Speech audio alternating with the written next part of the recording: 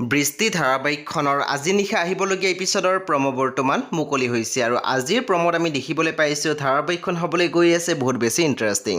বলকচোন চাওঁ আজিৰ প্ৰমোত কি দেখিবলৈ পাইছোঁ। আজিৰ প্ৰমৰ প্ৰথম ভাগত আমি দেখিবলৈ পাইছোঁ বাবাই কৈ আছিল এনেকৈ বহি থাকিলে নহ'ব, বীৰিনাৰ অধিকাৰ ঘূৰাই দিবলৈ মই প্ৰেক্টিকেলি কিবা এটাতো কৰিবই লাগিব। তাৰপিছত আমি প্ৰমোত দেখিবলৈ পাইছোঁ লোনাই জীউক কৈ আছিল তুমি অনাথ নহয় জীউ, তোমাৰ লগত বীৰিনা আছে আৰু সদায় থাকিব। তাৰপিছত আমি প্ৰমোত দেখিবলৈ পাইছোঁ বাবাই ঝৰ্ণাক কৈ আছিল মই মোৰ পাপাক ভালদৰে চিনি পাওঁ, তেখেতে কৰিব নোৱাৰা কাম একোৱেই নাই, মই ইয়াতে আছোঁ যাতে পাপাই কোনো চাল খেলি তোমালোকৰ গোটেই প্ৰপাৰ্টি হাত কৰি ল'ব নোৱাৰে, সেইকাৰণে। তেতিয়া আমি দেখিবলৈ পাইছোঁ ওপৰৰ পৰা নিতাই চাই আছিলে।